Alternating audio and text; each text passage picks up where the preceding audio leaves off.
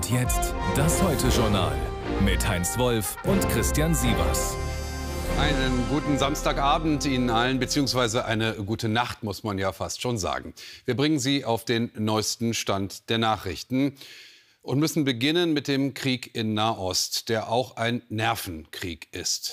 Die einen können aufatmen, viele andere müssen weiter bangen.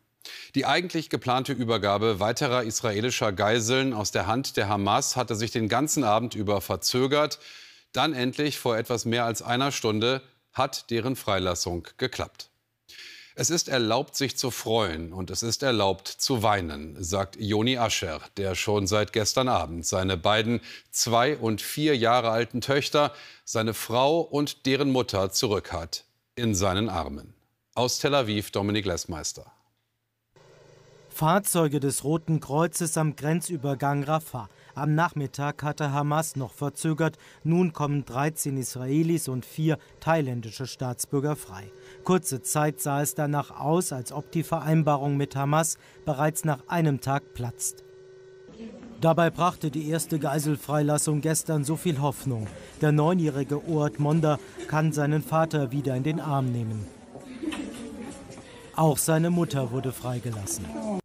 Oad und seine Familie wieder vereint in einem israelischen Krankenhaus nach fast 7 Wochen Geiselhaft.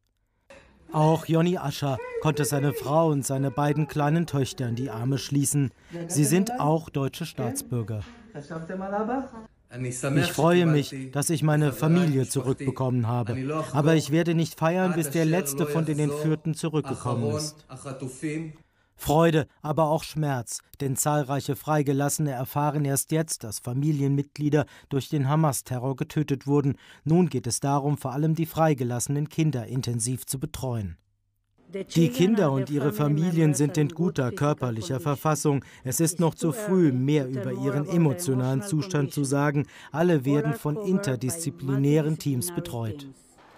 Im Gegenzug hatte Israel gestern auch 39 palästinensische Häftlinge freigelassen, Frauen und Jugendliche.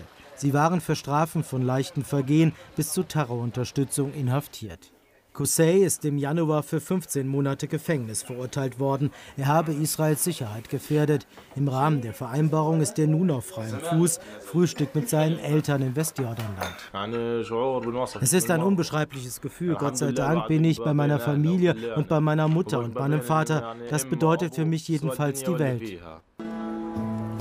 In Tel Aviv versammelten sich heute Abend Zehntausende Angehörige und Freunde der Geiseln. Der Museumsplatz heißt inzwischen Platz der Entführten. Sie wollen, dass alle zurückkommen. Ich bin keine Staatsfrau oder Politikerin. Aber ich denke, Sie sollten alles tun, um sie gesund zurückzubringen. So schnell wie möglich. Der Weg des Friedens ist immer besser, aber wenn man nicht die richtigen Partner hat, muss man tun, was man tun muss, um sicherzugehen, dass alle zu ihren Familien zurückkehren. Israels Politiker betonen immer wieder, dass sie alle Geiseln zurückbringen wollen. Der Verteidigungsminister beim Truppenbesuch im Norden des Gazastreifens. Die Botschaft, die Geiselfreilassung sei ein Ergebnis des Militäreinsatzes. Die erste Gruppe von Geiseln nach Hause zu bringen, ist das Ergebnis militärischen Drucks. Sobald militärischer Druck ausgeübt wird, will Hamas eine Pause. Wenn man den Druck erhöht, wollen sie eine weitere Pause. Wenn man den Druck noch weiter erhöht, sind sie bereit, ein Angebot zu unterbreiten. Zwischen Hoffen und Bangen, das Gefühl vieler Angehörigen der Geiseln, denn jeder Tag kann eine Zitterpartie werden. Ja, wie sehr das alles auf der Kippe steht und wirklich ein echter Nervenkrieg ist, das haben wir heute wieder gesehen. Luc Walport ist für uns live in Tel Aviv. Luc, guten Abend. Wie ist denn jetzt der aktuelle Stand bei dieser zweiten Gruppe von freigelassenen Geiseln?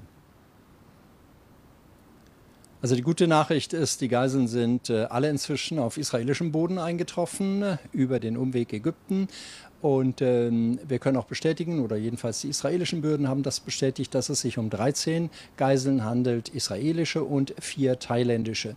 Und unter den 13 sind unter anderem auch 4 mit deutschem Pass. Ich schaue mal eben auf die Namen. Das ist eine Mutter, Adi Shoham, mit den 3 und 8 Jahre alten Kindern Neve und Yahel und dann eine Rentnerin, Shoshan Haran. Also das ist die gute Nachricht. Wir erwarten jetzt noch in den kommenden Minuten oder Stunden auch die Freilassung der 39 palästinensischen Häftlinge aus israelischen Gefängnissen. Und dann wäre dieser Tag jedenfalls nach all den Aufregungen und der Ungewissheit unter Dach und Fach. Jetzt gibt es, Luc, heute auch Meldungen, nach denen möglicherweise in den kommenden Tagen mehr Geiseln als ursprünglich geplant freikommen könnten und die Waffenruhe dementsprechend auch verlängert wird. Wie wahrscheinlich ist das? Ja, da gibt es heute Abend sicher viele Fragen, denn das war ja doch ein ziemlicher Nervenkrieg. Wir haben das heute gesehen. Aus israelischer Sicht, also die israelische Darstellung ist, die Hamas stellt immer wieder neue Forderungen, hält sich also nicht wirklich an das, was vereinbart wurde. Genau umgekehrt sieht das die Hamas. Sie sagt, die Israelis halten die Vereinbarungen nicht ein. Unter anderem komme kein Treibstoff und keine Lebensmittel in den Norden des Gazastreifens. Das sei aber vereinbart. Also da ist vieles offen, vieles offenbar noch im Fluss. Und es bedurfte heute zum Beispiel eines Telefonats des US-Präsidenten Biden mit dem Emir von Katar, um Druck zu machen auf beiden Seiten, dass das doch noch vorankommt. Also die Frage, ob diese viertägig vereinbarte Feuerpause noch verlängert wird, die gibt es. Israel hat das nicht komplett abgelehnt oder ausgeschlossen, aber es stellen sich heute doch mehr Fragen und die bleiben erst einmal unbeantwortet. Ich glaube, man muss mal sehen, wie morgen der Tag sich angeht und ob dann morgen alles glatter läuft als heute. Luc, vielen Dank für diese Informationen, ganz aktuell live aus Tel Aviv.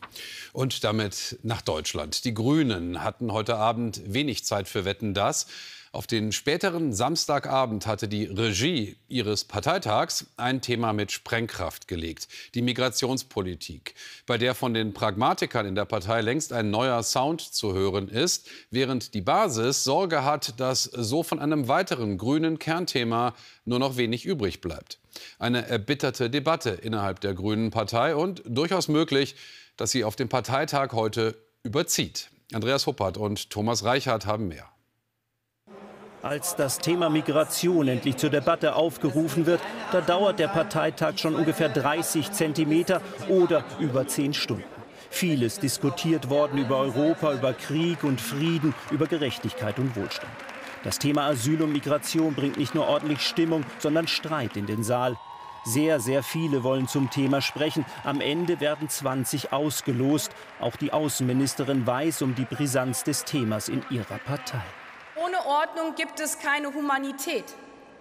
Wenn wir nicht wissen, wer kommt, ihn registrieren, wie soll er oder sie dann verteilt werden können und bleiben können? Ordnung heißt für die Partei Linke Verschärfung. Viele an der Basis wollen keine härteren Zuwanderungsregeln, nicht für Deutschland, nicht für Europa. Es ist unehrlich, von Ordnung zu reden, während täglich im Mittelmeer Menschen sterben.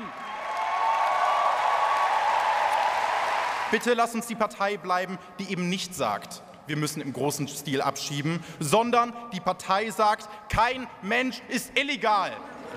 Die grüne Jugend hat einen Antrag zur Abstimmung gestellt. Der will alle Ministerinnen und Minister, alle Abgeordneten der Grünen verpflichten, keiner Asylrechtsverschärfung zuzustimmen.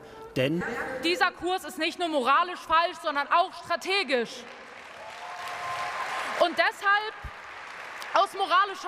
aus strategischer Sicht, es gibt keinen Grund für weitere Asylrechtsverschärfungen. Wenn wir nicht mit am Tisch gesessen hätten, dann gäbe es nicht mehr Geld für die Kommunen, denn wir waren die einzigste Partei in der Bundesregierung, die sich dafür eingesetzt hat. Und wenn wir in Zukunft nicht mit am Tisch sitzen werden, wird sich nichts in die positive Richtung entwickeln. Deshalb ja, das Signal ist angekommen, ihr wollt uns kämpfen sehen, wir wollen kämpfen. Wir wollen nicht das Ende dieser Regierung. Wir wollen den Anfang einer anderen Asylpolitik. Das sieht der Vizekanzler anders. Man regiere nun mal nicht alleine, man müsse Kompromiss eingehen, auch wenn es schmerzt. Es wäre naiv zu glauben, dass das möglich ist, ohne in einer Regierung zu verbleiben. Insofern ist die Wahrheit, dass dieser Antrag auffordert, die Regierung zu verlassen. Nach 2 Tagen relativer Einigkeit beim Thema Migration zeigt sich, grünes Streitpotenzial ist durchaus vorhanden, auch wenn sich am Ende die Parteispitze durchsetzt und der Antrag der grünen Jugend abgelehnt wird. So, und was heute auch noch wichtig war, hier ist die Nachrichtenübersicht mit dir, Heinz. Die CSU geht mit Manfred Weber als Spitzenkandidat in die Europawahl. Weber ist Vorsitzender der Europäischen Volkspartei und der EVP-Fraktion im Europaparlament. Eine CSU-Delegiertenversammlung in Nürnberg wählte ihn heute auf Platz 1 der CSU-Liste für die Europawahl im Juni. Weber rief erneut zu einer europäischen Lösung für die Migrationsfrage auf. Russland hat die Ukraine erneut massiv angegriffen. Nach ukrainischen Angaben gab es in der vergangenen Nacht den bisher größten Drohnenangriff. Ziel sei vor allem Kiew gewesen. Mehr als 70 Drohnen wurden demnach auf Kiew abgefeuert. Die meisten konnten abgeschossen werden. In Kiew fielen Trümmer auch auf Wohngebäude. 5 Menschen wurden dort verletzt. Deutschland ist einer der größten militärischen Unterstützer der Ukraine. Auch dagegen gingen heute in Berlin mehrere tausend Menschen auf die Straße. Sie demonstrierten gegen Rüstungspolitik und Waffenexporte. Auch palästinensische Flaggen waren zu sehen. Als Hauptrednerin trat die frühere linken Politikerin Sarah Wagenknecht auf. Sie warf der israelischen Regierung eine, Zitat, rücksichtslose Kriegsführung im Gazastreifen vor. Der Deutsche Frauenrat hat anlässlich des Internationalen Tages gegen Gewalt an Frauen darauf aufmerksam gemacht, dass der gefährlichste Ort für Frauen das eigene Zuhause sei.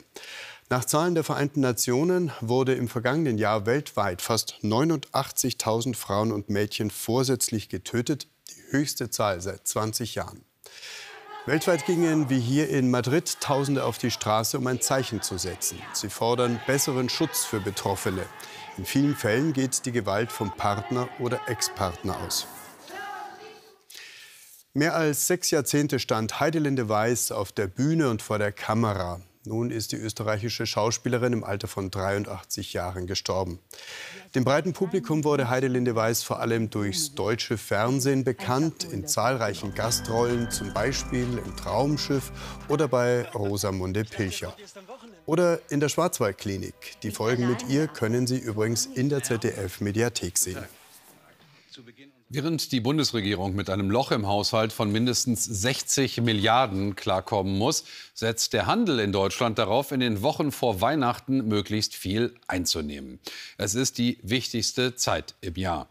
An der Werbung für den Black Friday Schnäppchentag, aus dem ja längst eine ganze Aktionswoche geworden ist, kommt auch wirklich niemand mehr vorbei. Aber die Vorzeichen für ein rauschendes Konsumfest sind dennoch alles andere als gut. Deutschland in Kauflaune? Dieses Jahr wohl eher nicht. Alexander Pohl mit mehr. 4 Wochen vor Weihnachten. Viele Schaufenster in München festlich geschmückt. Laut Handelsverband stehen in diesem Jahr Bücher weit oben auf der Einkaufsliste. Die Buchhandlung von Michael Lemling hat das Jahr ganz gut überstanden. Jetzt hofft er auf das Weihnachtsgeschäft. Naja, das ist die große entscheidende Nummer am Ende des Jahres. Wenn Sie 10 Monate eigentlich ganz gut über die Runden gekommen sind und das Weihnachtsgeschäft geht schief, dann ist das ganze Jahr futsch. Der Handelsverband Deutschland dämpft die Erwartungen an die letzten Wochen des Jahres. Die Experten gehen lediglich von einem geringen Wachstum von 1,5% aus. Rechnet man die Inflation mit ein, könnte am Ende sogar ein Minus von 5,5% stehen. Das hat auch viel zu tun mit Psychologie, mit Stimmung aufgrund der außenpolitischen Gegebenheiten, die wir erleben, beispielsweise der aufflammende Nahostkonflikt, aber auch der andauernde russische Krieg in der Ukraine, sind beides sehr belastende Dinge. Das macht sich wohl auch bei den Ausgaben bemerkbar. Für Weihnachtsgeschenke wie Spielzeug, Bücher oder Schmuck wollen 13% der Deutschen deutlich weniger ausgeben als im Vorjahr. Etwa die Hälfte hat genauso viel eingeplant. Nur 2% wollen deutlich mehr ausgeben. Das wird nicht ganz so groß ausfallen von Geschenke her, aber ich werde immer gleich bleiben. Ein bisschen weniger, würde ich sagen. Aber gerne. Das, was es gibt, gibt man gerne. Man muss schon sparen durch die Energiekosten, die jetzt gestiegen sind. Da muss man schon ein bisschen zurückstecken. Ja. Trotz glitzernder Auslagen, das Weihnachtsgeschäft wird für den Handel in Deutschland wohl kein Fest werden. Und jetzt die Lottozahlen dieses Samstags. Sie lauten, wie immer ohne Gewähr, 3, 27, 32, 35, 38, 47, Superzahl 5. Weitere Gewinnzahlen finden Sie auf lotto.zdf.de und im ZDF-Text auf Seite 556. Die Wetteraussichten für morgen. Es schneit morgen im Süden anfangs noch, später wird der Schneefall dort weniger. Von Nordwesten drängen neue Regen- und Schneewolken ins Land, maximal 0 bis 7 Grad. In den nächsten Tagen bleibt es winterlich kalt und wechselhaft mit Schnee und Regen. Zwischendurch gibt es auch Sonnenschein bei maximal -3 bis +7 Grad. Ja, das war also das letzte Mal Wetten, das mit Thomas Gottschalk. Morgen früh, wenn die Einschaltquoten kommen, werden wir wissen, wie viele Menschen sich das nicht entgehen lassen wollten. Was wir uns jetzt schon angucken können, wie Gottschalk selbst gerade eben direkt nach seiner großen Abschiedsshow auf das blickt, was jetzt kommt. Ach, ich habe mich ja lange genug geistig darauf vorbereitet. Es muss weitergehen, es geht in allen Geschäften weiter. Und es haben sich die Fiaker-Fahrer in Wien haben sich an die Taxis gewöhnen müssen. Die Taxis haben sich an Uber gewöhnen müssen. Und ich muss mich daran gewöhnen, dass andere Dinge jetzt wichtiger sind als das Samstagabendfernsehen. Allerletzte Frage, wie lässt du den Abend jetzt heute ausklingen? Naja, ZDF-typisch gibt es jetzt noch Bier und Currywurst wahrscheinlich. Das klingt gut. Es gibt bestimmt keinen Champagner. Denkwürdiger Showabend für dieses Land geht zu Ende. Wir sagen Danke für heute und freuen uns auf Sie morgen 21:45 Uhr. Auf Wiedersehen. Tschüss.